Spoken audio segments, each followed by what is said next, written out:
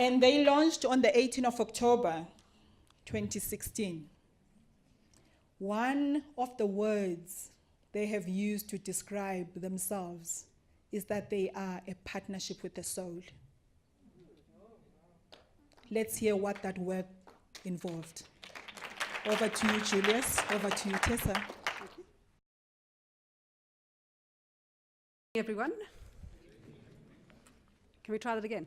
Is everyone awake? Good evening, everyone. So I bumped into a school friend of mine earlier, Kirsten Comrie, who's sitting in the back row, and she reminded me that I was deputy head girl of school many years ago.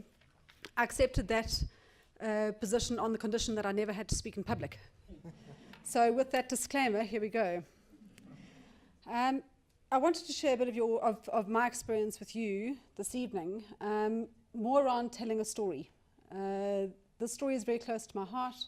I'm not an academic, I'm not an educationalist. I am passionate about education. I think we are at a loss in this country for where we need to be, and I think PFP has started the journey, 650 odd schools in, to where we need to be.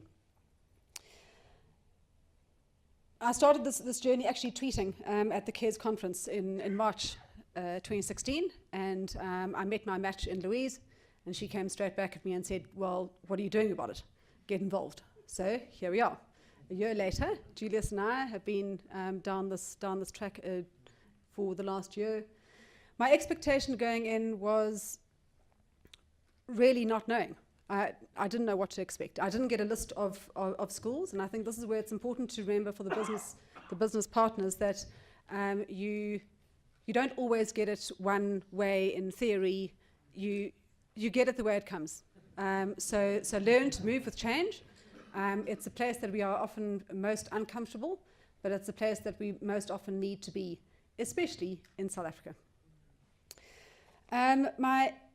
Back to my expectation. I didn't know what to expect, what the mandate would be, if there'd be work streams in place, who had set those, what the implementation looked like, or the delivery objectives. These are things that we are quite accustomed to in the business place. The only thing I knew was that it had to be sustainable. Whatever we did, whatever we set out to achieve, it couldn't be a quick fix, which is what business people are also accustomed to. In a typical session that Julius and I would set up, I'd obviously arrive with my agenda, a plan of what needed to be discussed and addressed and dealt with. We like to fix problems, after all. Little did I know that in every session, that agenda would be put aside. Yes, every session. And we would talk about issues, more pertinent issues that Julius was facing on a day-to-day basis. We would talk about management issues. We would talk about staff dynamics. We would talk about interview skills. We would talk about we would talk about varying things, and Julius can share more with you shortly. Principals often they operate from a very lonely place. It's generally from crisis to crisis, and I think it's a very isolated position to come from. It wasn't all roses. This also formed part of the frustration for me as naturally coming into a situation that is tricky. One wants a solution, an outcome. One day I said to Julius that I was extremely frustrated because our agendas were being put to side, and I wasn't seeing any tangible results. I was saying, we haven't painted a wall, we haven't built a carport, we haven't done anything. And Julius stammered and was concerned because I think he was thinking, no, hang on. Let me just share with you actually what we have done and what I have implemented following those discussions. And again, he can share more with you from that.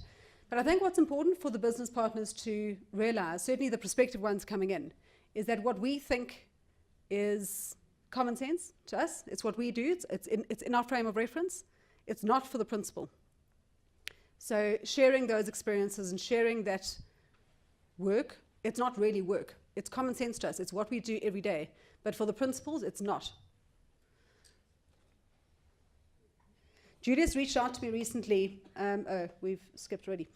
Julius reached out to me recently for a supply of foods to feed the matrics that don't have enough meals. One of the grade 6 learners in my son's school asked if he could do this as his leadership initiative, and here he is delivering food that was collected. This was organised in about 36 hours, and from a community. This is one of the tangible results, but it's not something that you can touch and feel and hold and have photographs of. So this is one photograph that was taken yesterday. Julius has achieved great things in his school despite being there only 2 years. He's on the up and up, and he and I have learned skills together through the programs that can be implemented in different scenarios. We all need to have a growth mindset and how we can help change this landscape. Julius gives selflessly, dedicating himself to a worthy cause. But most importantly, what change we need to make in our mindset as business people is that we can all make a difference no matter who we are. I'm going to hand over to Julius now to share his bit. Thank you, Tessa. Good evening, ladies and gentlemen. Let me start by talking about the partnership and the school. Some background, the state of the school. When I arrived there, it was the poorest performing school in the province. There was low morale amongst the educators. We had a drug crisis, child-headed homes, grandparents raising children, so you can imagine the amount of parents' involvement as far as the meeting is concerned. And then you had a principal that did not help much because he came from a highly performing school, top maths educator in the area, and he came with a lot of sarcasm because you can listen to me because I'm coming from a performing school and you guys are not up to much. It didn't help. I was a transactional leader. You're going to comply or non-compliance. I'm going to charge you, such language. And rather what the partnership did for me, it changed from a transactional leader to a transformational leader. Tessa came on board and she would listen to my story. She'll say, tell your story. I'll tell my story, how I deal with certain issues. And Tessa would look at me. She'd give me that. She's a little Napoleon. Don't look at her like this. Wow, she can scare. But anyway, she's cheeky, as they say. And what happened is she says, no, you don't do that. And we started working. And what the partnership provided was not on growth. Because when I was introduced to the program, I said, hey, they're going to organize this for you and organize that for you. It was not what they're going to bring on, but rather it was outgrowth. What came out of myself. But first of all, what came out of Tessa and what came out of her poured onto me like a fragrance, poured out onto my staff, poured out onto the school, and inspired us as a collective. And I'm so thankful that she came on board and she capacitated me. I had an interviewing process. Twice we interviewed for a deputy because I've been running the entire year without a deputy. Twice we interviewed for a deputy and she says, no. This is, what do you want? And she did not just give me advice, but she put templates in place.